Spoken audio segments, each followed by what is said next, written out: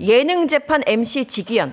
MC 지기현이 요즘에 MC 지기현이 아니죠. 판사 지기현이 서초동 유재석이라는 유재석 씨 너무 죄송합니다.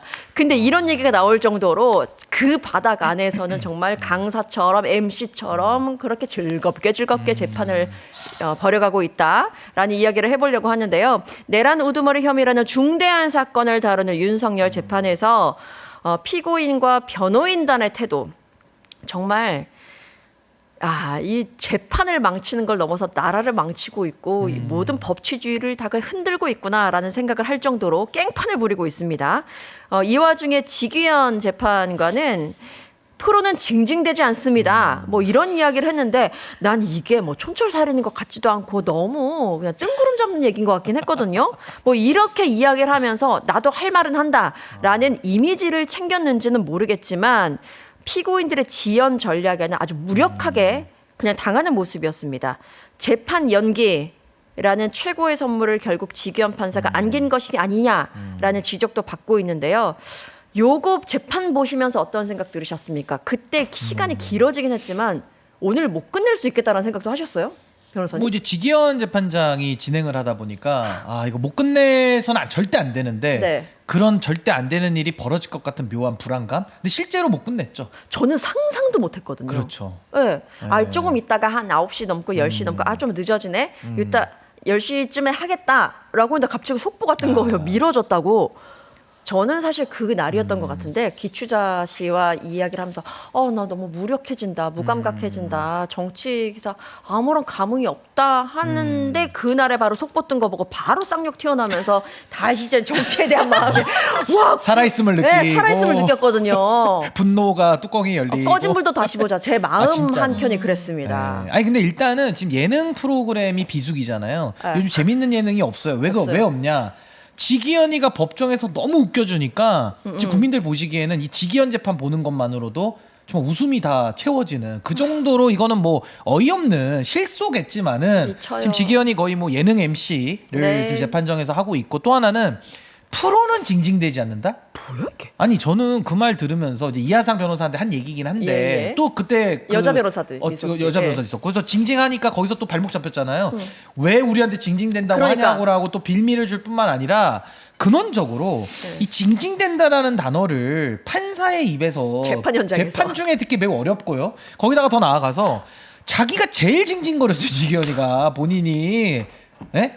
교민님들 그 식사 드셔야 되는데 여기서 맨날 그 재판 늦게 끝난다고 밥 걱정하고 네. 항상 징징거렸던 게 지기현인데 누가 누구한테 징징댄다고 하느냐라는 네. 모순을 좀 발생시킨 거 아니냐. 우리 주자 씨는 어떻게 네, 보셨나요? 우리 그때? 묘미님이 힘듭니다. 코어가 풀리는 그 순간 바로 그런 뉴스가 나와서 코어에 힘이 빡 들어가지 않았습니까? 느슨해진 법정신에 긴장감을 줘라는 말씀을 좀 드리면서 예. 저는 트럼프가 그런 얘기를 했거든요. 법 같은 건 필요 없어. 도덕성만이 나를 멈출 수 있어. 즉 도덕성 없기 때문에 난 멈추지 않아. 네버 스탑. 이런 말씀 했잖아요. 마찬가지로 이 프로는 징징대지 않는다는 지기현 재판장의 말은 결국 징징대는 지기현의 모습 많이 보지 않았습니까? 말씀 주셨듯이 배고파, 추워, 출퇴근. 징징징징징. 네. 소송지휘권을 발휘할 수 있음에도 하지 않으면 징징 왜 이러실까? 요런 징징징징. 결국 자기는 프로가 아니다라는 자기소개. 예. 아이엠 그라운드 중이다라는 그러네요, 말씀을 드릴 수 그러네요. 있겠습니다. 요번에 네. 좀 세게 징징 한번 됐잖아요. 지기현이가 이하상이 계속 그 검사 말을 막으니까 네. 자유주의 민주주의 얘기하시는 분들이 그쵸? 왜 자꾸 검사님들 말을 막으세요? 그래서 막 화를 내더니 마지막에 또 아시겠죠? 이렇게 마지막에는 또 역시 지기현답게 또 돌아가더라고요. 근데도 이하상이 그거에 약간 당황한 듯한 약간 보였어요. 당황했죠. 그럼 알겠습니다라는 이야기를 한 2번 연속하더라고요. 그러니까 그 말인즉슨 그동안에 지기현이 소송 지휘를 안 했거나 못했거나 그렇죠. 너무 못했기 때문에 네. 이 재판이 개판이었다. 에이. 이렇게 정리할 수 있을 것 같아요. 아니 근데 요거 끝나고 난 다음에 정말 모든 사람들이 비분관계하면서 또 때로는 무력함을 느끼면서 그렇게 시리에 빠져 있는 그때에 이 침대 변론에 대해서 이하상 변호사는 자기 무슨 진격의 변호인데 거기 나가가지고 막 자화자찬을 했잖아요. 우리가 임무를 완수했다라는 식의 이야기를 했어요. 진짜 이거를 이런 식으로 하는 거는 변호를 넘어서서 재판 방해 이런 거로도 좀 이렇게 넘어가지 못하는 일 아닌가 싶은데 그러니까 제재를 재판을 못하나요? 방해하는 지경까지 네네. 왔고 거기다가 지금 뭐 구형도 못하고 끝났잖아요.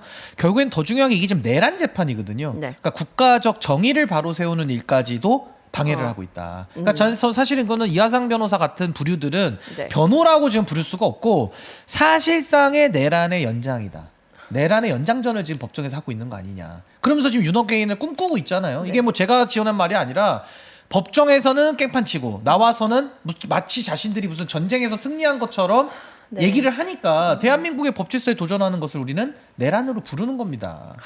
아, 근데요, 이 침대 변론이 내일도 위험하다. 뭐 이런 얘기가 있잖아요. 왜냐하면 내일 이젠 구형이 나오려면 어느 정도 시간을 좀 제한을 미리 뒀어야 되는 것이 아니냐. 근데 직위원 재판관이 저는 그런 게 없었거든요, 저번에. 그러다 보니까 내일도 위험하다. 이것에 대해서는 어떻게 생각하세요? 위험은 하죠. 그래서 저도 당연히 우리가 여론의 형성이 굉장히 중요한데 전 이렇게 생각해요. 만약에 지기현이가 내일 안 끝내잖아요. 네. 그 선고 안 하고 본인이 도망간다. 뭐 지금 북부지법 가고 싶어 한다 그래요. 도망가는 순간 지기현이는 아마 대한민국에서 못 살 거예요. 제가 볼 때는. 이 재판을 이렇게 끌어놓고 말 그대로 결론도 안 맺고 도망간다.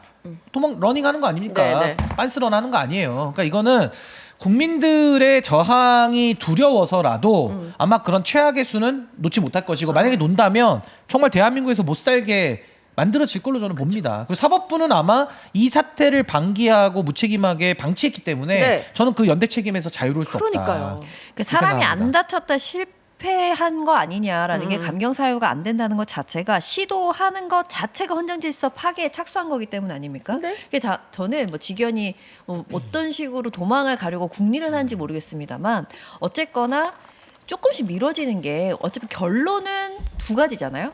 사형 아니면 사형? 네. 사형으로 결국 가는 그 길에 저는 뭐 끝이 어차피 난다고 생각합니다. 우리가 그때 언제 저 내란 속에 떨어지냐, 탄핵되느냐를 발을 동동 굴리면서 네. 한 달 반 혹은 약 두 달 가량을 우리가 내일은 나올까, 내일은 나올까 엄청 기다렸던 그때를 떠올리면서 네. 지금 결론은 결국 사형 아니면 사형으로 가는 그 길에 이렇게 미뤄지는 것이 우리 조금 답답하긴 합니다만 과연 저 내란 숙에는 어떨까? 정말 기쁠까? 전 아니라고 생각하거든요. 네. 희망을 품다가 떨어지면서 이 자리에서도 거듭 말씀드렸습니다만 희망을 갖고 있다가 실망을 하면 그 고통이 배가 됩니다. 맞아, 그렇기 맞아. 때문에 우리는 우리의 고통은 그에게 비하면 아무것도 아닐 수 있다. 그래서 우리가 조금 고통스러울 때 걔가 훨씬 더 내란 숙에가 더 많이 괴롭다면 전 이걸 감내하겠다 이 말입니다. 그리고 최근에 그 어느 보도를 제가 봤는데 윤어게인들이 재판 때마다 몇 명 모이나 이렇게 봤어요. 아, 네. 집회 신고를 1,500명을 했대요. 그런데 기자가 떨리는 마음으로 갔더니 20명. 동창회 그래서 20명. 추산이라는 단어 붙이면 안 되는 거 아시죠? 하나, 둘, 셋, 넷, 세 명 되거든요. 예, 예, 추산 예, 예. 필요 없습니다. 20명. 아니 그래서 20명이 20. 이렇게 약간 띄엄띄엄 서 있는데 더 추워 보여. 그럼요. 서로 붙어 이렇게 있어야 모여 되는데. 있어야 아. 겨울이니까 춥잖아요 그러게요. 요즘에. 근데 예. 이제는 20명 아마 다음 재판 때 15명. 맞습니다. 그 다음에 10명. 네. 그럼 이제 한 명만 남지 않을까. 그러니까 많이 추우시니까 강강수월래 하시든가 뭐 수건 네. 돌리기를 하시던가 핫팩 뭔가 게임을- 챙기시고요. 그렇죠. 게임을 통해서 조금 후끈했으면 좋겠습니다. 아니 그래서 어쨌든 시간은 우리 국민들의 편인데 그래도 정의는 빨리빨리 이게 그 아, 지연된 맞아요. 정의는 정의가 맞습니다. 아니다라는 유명한 법원도 있지 않습니까? 빠르게 이거는 세우고 우리 국가적인 일들을 해내야 되는 건데 지금 어쨌든 지기현의 이 장난질에 전 끝이 보이고요. 네. 결국 우리가 여기서 묵과해서는 안 되는 건 이거 반복되면 안 되잖아요. 네. 지기현의 이 장난질에 대해서는 우리가 어떤 방법으로든지 전 책임은 끝까지 물어야 된다. 이 직위원 안에 그 꿍꿍이가 있다고 생각하세요? 그 안에 저희가 있다? 많죠. 많다? 있는 정도가 아니라 많죠. 어떻게 되기를 원하는 걸까요? 아니 지기현은 그때 구속 취소 인용 결정도 이거는 예. 법률 위반 재판을 한 거라니까요. 근데 네. 했는데 어떤 효과를 냈냐? 3월 8일에 윤석열이가 이러면서 나오잖아요. 네. 그때 그게 헌재에 관한 4월 4일에 선고가 났는데 최종적으로 그 한 달간 윤어게인 세력들에게 엄청난 땔감을 대줬습니다. 맞습니다. 이 정치적인 소비.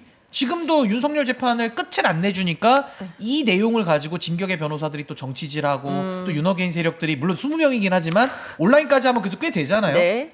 이 사람들에게 계속 땔감을 내주고 있는. 네. 근데 판사가 재판 가지고 정치 행위하면 됩니까? 근데 그런 짓을 지금 계속 해오고 있기 때문에 저는 지기현의 이 만행에 대해서는 우리가 결론 떠나서 뭐 지기현이 설사 사형 선고를 하는 한이 있더라도 전 책임을 물어야 된다. 그렇습니다. 그렇게 생각합니다. 법원 정기 인사가 또 코앞이잖아요. 1월, 2월 딱 되면 그래서 재판부가 바뀌는 경우도 많고 이것과 관련된 또 그 리포트가 있거든요. 한번 영상 보시고 이어가도록 하겠습니다. 내란 사건 재판을 진행해온 지기현 판사는 결심에 앞서 절차적 만족감을 언급했습니다. 그 말씀 좀 더 막 하실 부분 기회를 오히려 드리려고요, 시간을. 왜냐하면 절차적 만족감도 되게 중요하거든요. 아니 뭐 피고인의 저게. 방어권을 충분히 보장해야 한다는 취지로 해석됐습니다. 그 결과 피고인 측 변론은 그칠 줄 모르고 이어졌습니다. 하지만 재판장은 쟁점과 거리가 먼 억지 주장을 제지하기보단 변호인들에게 끌려다니는 모양새를 보였습니다. 제가 말씀드렸던 모든 내용들은 대통령과 장관님과 그리고 이 사건 받으시는 모든 분들에게 매우 중요한 부분이었습니다. 불쾌하셨으면 너무 죄송합니다. 100% 제 잘못입니다. 제가 뭐 변호사님 말씀에 토 따라서 죄송합니다. 변론 종결 전 재판부가 반드시 말할 기회를 줘야 하는 형량 등에 대한 특검의 최종 의견도 피고인들의 최후 진술도 어느 하나 끝내지 못했습니다. 하지만 소송 지휘에 대한 책임감은 없는 듯했습니다. 방청객 분들도 막 화도 나시고 막 그러실 텐데, 근데 뭐 재판부에서 막 길게 끌려고 해서 지금 시간이 이렇게 되는 거는 아니고. 본인 책임이 법관 전혀 인사가 없는 게 예정된 아닌데. 2월 마지막 주 전엔 1심 선고를 마쳐야 하는 상황. 졸지. 당장 오는 13일 바쁘죠. 변론을 종결한다고 해도 2월 인사까지 남은 기간은 한 달 남짓입니다. 저거요. 피고인이 증거나 의견을 추가로 내며 변론 재개를 요청하거나 재판부 기피 신청을 낼 가능성도 남아 있습니다. 맨 마지막에 나왔던 부분에서 변론 재개나 재판 기피 신청을 할 수 있다라고 했는데, 사실 다른 판사 같은 경우에 이런 얘기가 나온다면 다 들어주고 아니요, 받아들이지 않겠습니다라고 할 게 뻔하기 때문에 괜찮거든요, 마음이.